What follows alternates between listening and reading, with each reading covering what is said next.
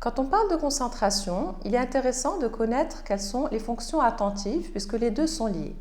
Alors on va commencer par définir l'attention. Il y a l'attention soutenue et l'attention partagée.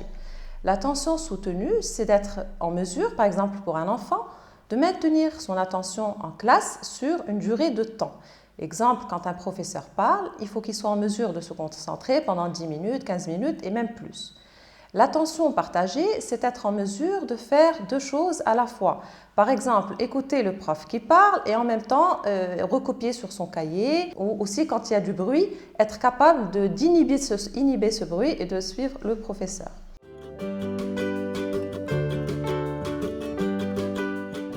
Alors, les symptômes de l'inattention sont nombreux. Qu'est-ce qui fait qu'un enfant ait des problèmes de concentration et comment le reconnaître? Un enfant qui a un problème d'inattention, quand je dis enfant, je parle aussi d'adolescent.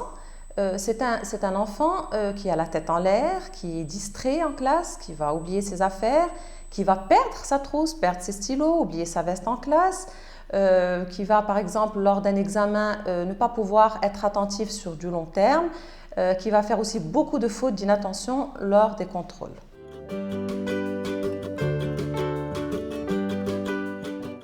C'est vraiment très important de pouvoir poser un diagnostic pour un enfant pour essayer de comprendre qu'est-ce qui fait qu'il ne se concentre pas. Cette inattention, en fait, ce n'est qu'un symptôme. C'est comme si je vous disais un enfant a de la fièvre. Cette fièvre, c'est un symptôme, mais derrière, il faut aller chercher. Qu'est-ce qui se passe? Eh bien, c'est exactement la même chose pour les problèmes d'inattention. Alors, il y a tout un ensemble de troubles, pas des maladies, j'insiste là-dessus, des troubles d'apprentissage qui font qu'un enfant puisse avoir des problèmes de concentration. Donc, ce sont tous les troubles 10, la dyslexie, dyspraxie, dysphasie, etc. C'est aussi l'hyperactivité, ce qu'on appelle communément le TDAH. Les enfants, c'est des enfants très intelligents, mais qui bougent beaucoup et qui ont du mal à se concentrer.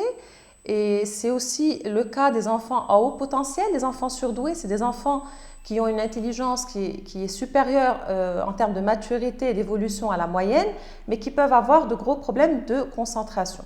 Alors ça, c'est un peu le côté cognitif, le côté sérieux. Il y a aussi le côté psychologique, un enfant en dépression, un enfant où il y a des problèmes à la maison, des problèmes conjugaux, des problèmes avec les parents, avec les frères, les sœurs. C'est un enfant forcément qui va développer des problèmes attentionnels. Pareil, si un enfant se sent dévalorisé, c'est un point qui me paraît très important, à qui on donne une image toujours négative, on lui a toujours dit tu ne te concentres pas, tu es nul, tu n'y arriveras pas. C'est un enfant qui va finir par s'identifier à cette image négative et qui finira par développer un problème attentionnel.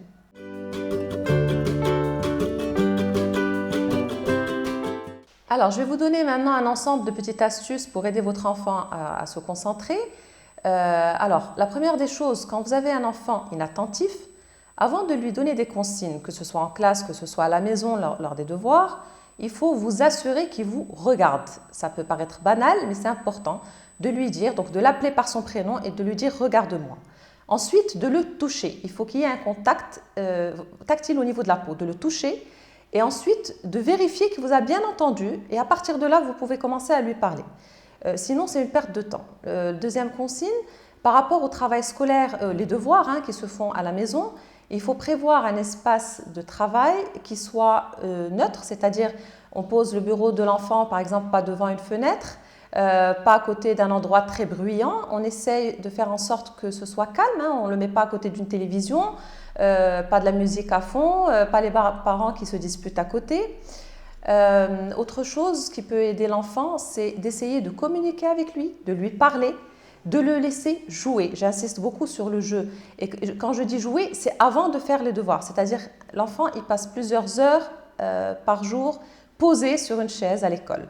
Alors le soir, il a besoin de rentrer, prendre un goûter, se reposer, jouer, discuter un peu avec ses parents, vider, dire s'il y a des choses qui lui font mal, s'il a un problème avec les copains, etc. avant de démarrer la phase de travail.